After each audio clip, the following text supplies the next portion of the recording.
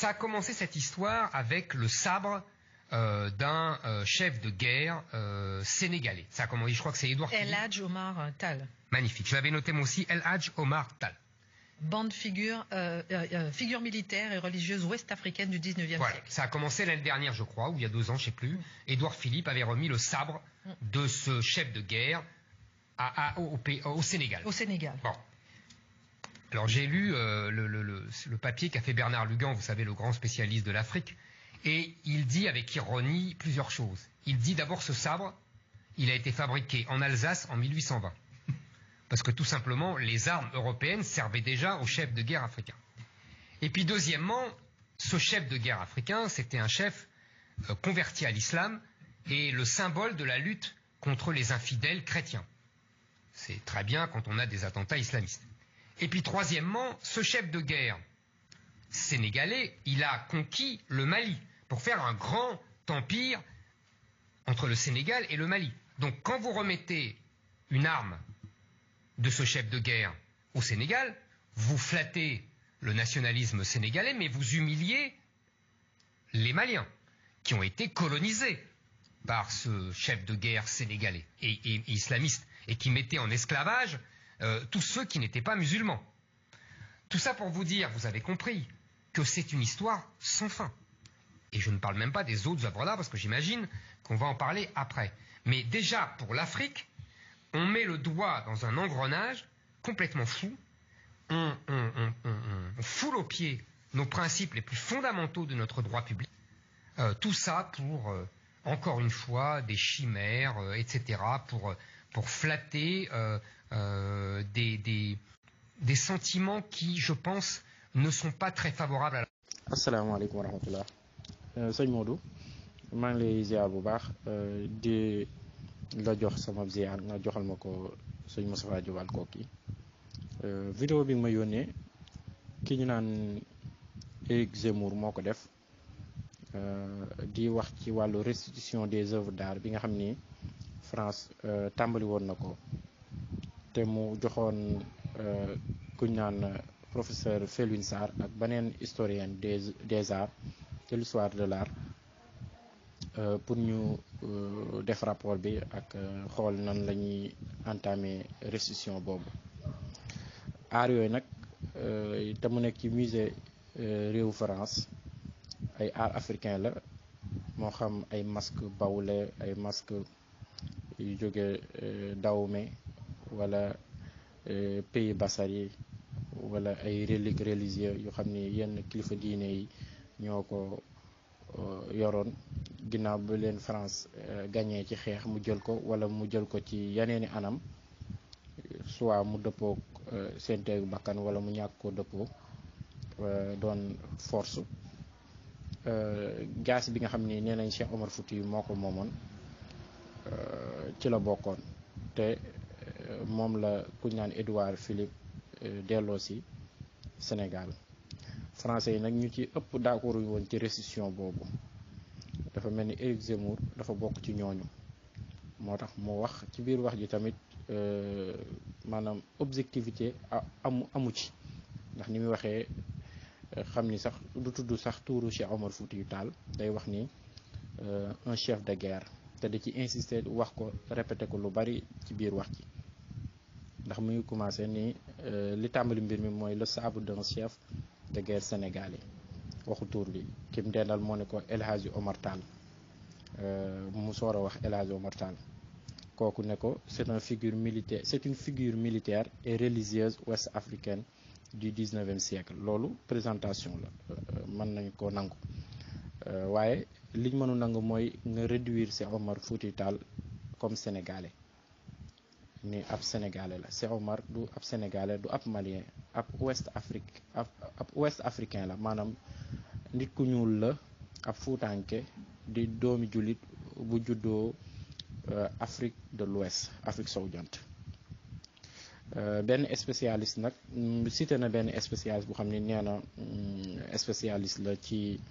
taarixu Afrique sowu-jant nee na daa wax ju reetaanlu ni jaasi bi nga xam ni moom la France teelloo si Sénégal te mooy jaasi Cheikh Omar Foutiyou bi nee na jaasi boobu sax defaree wuñ ko Sénégal waaye France lañ ko defaree mu ne le sabre a été fabriqué en Alsace en 1820 Alsace lañ defaree jaasi boobu ci 1820 mu leeral ni arme yi nga xam ni chef de guerre africain yi doon nañ ko utiliser di xeex ak seeni morom wala ñuy xeex ak tubaab bi lu ci bari européens yi ñoo ko defar loolu dëgg la doo demee ci livre Boubacar Bari bi da nga ko fa fekk doo demee tamit ci kuuru Soxna Sané historienne da nga fekk muy wax muy leeral lu ni mel ci ay anam yu bari mu cité ñetti point benn bi muy Cheikh Omar ab converti la en islam déedéet loolu dëgg Cheikh Omar ci l'islam la judd ay waajuram sax ci l'islam la judd doonoon ay bonomi xam-xam du kon du ab converti nekkul dafa jéggaani diine jim yor ndax l'islam diine ju universel la donte cosaanam mooy ci Ijaaz mais ba mu ñëwee ci Afrique dafa maanaam mënoo gis man benn trace bu xam ni dinañ la wax ni lii culture jàmbur la maanaam dafa assimilé wu ak population locale bi te loolu maanaam doo demee ci l'islam ni mu duggee ci Afrique ak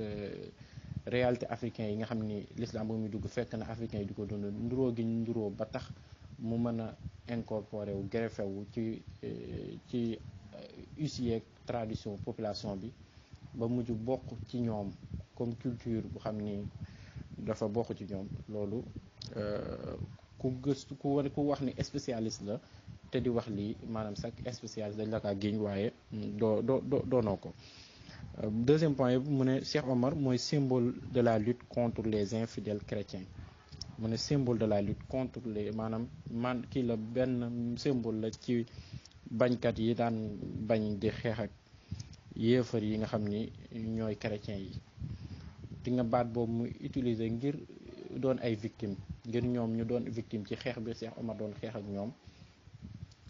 au lieu mu utiliser envahisseur ndax ñoom dañoo jóge seen réew ñëw réewu jàmbur mu ñëw réewu Cheikh Omar Foutiyou mooy tubaab bi waaye tamit au lieu mu utiliser colonialiste ndax dañoo ñëw ngir not ñu ngir coloniser ñu ngir jël sunu alal waaye tamit yàq sunu xel def ñu ay tubaab yu matul tubaab au lieu mu utiliser ñaari baat yooyu muy envahisseur colonialiste dafa utiliser infidèle chrétien ngir ñoom ñu doon ay victimes Cheikh Omar doon ki nga xam ni mooy bourreau bi tamit mu ne mu dendale ko ak phrase bu xam ni contexte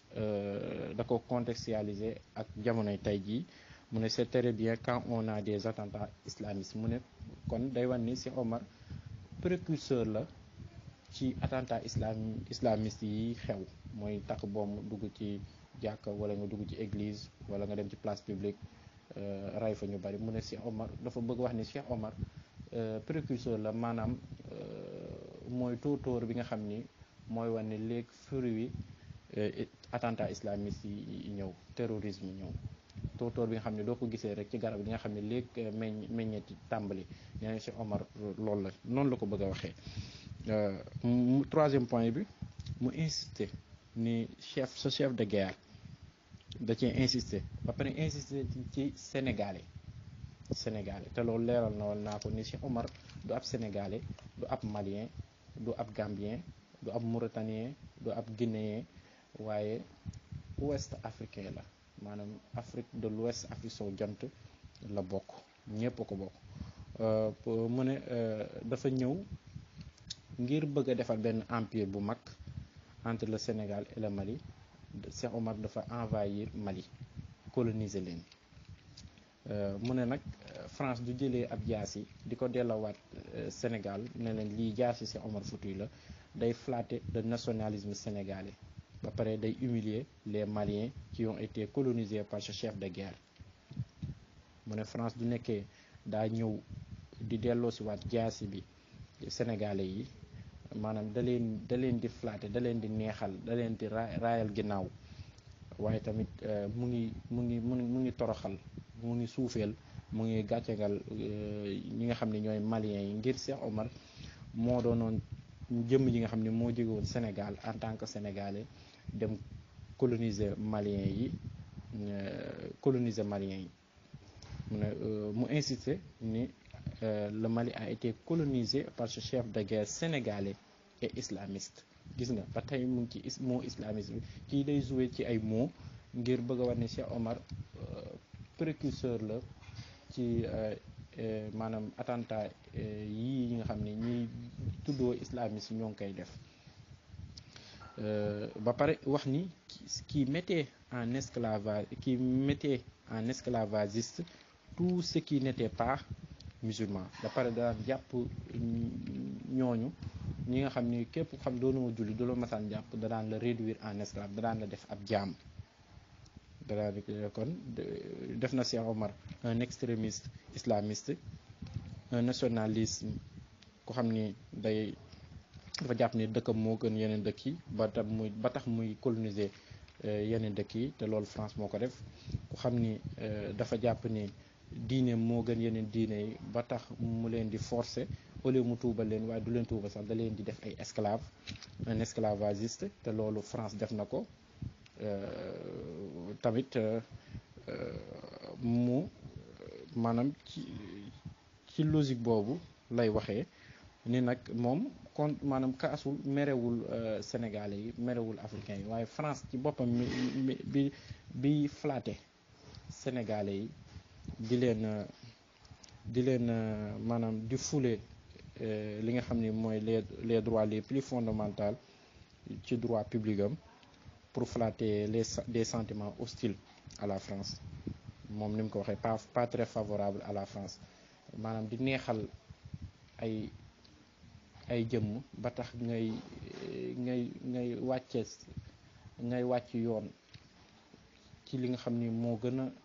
moo la taxawal maanaam les droits fondamentaux mooy droits yi nga xam ni mën nañ wax ni moo samp France nga nangu ko wàcc wala dévier ko ngir flatter ay jëmm yu xam ni maanaam xam na ni jëmm yooyu sax doonuñu nawloo wuñ la waaye bëgguñu la wala dañ doon la xeex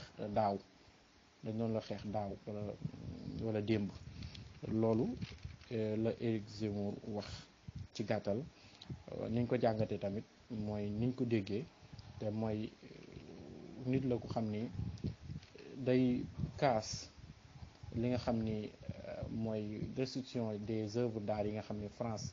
entamé na ko waaye tamit mu jàpp ni France day neexal pays africain yi ci neexal googu nag mu ngi wàcc yoon ngir ñu xam ni ay esclavagistes lañ ay colonialistes lañ ay nationalistes te dañoo hostile à la France nga leen di neexal bay fouler au pied les droits les plus fondamentaux du droit public français nee na loolu dara jaru ko moom noonu la ko déggee ñoo ngi ziar ñëpp di jéggalu nekkee juum nañ ci maanaam niñ ko bëggee waxee ak waxin week ñàkk am fasaxa bi waaye ñoo ci tuub bu baax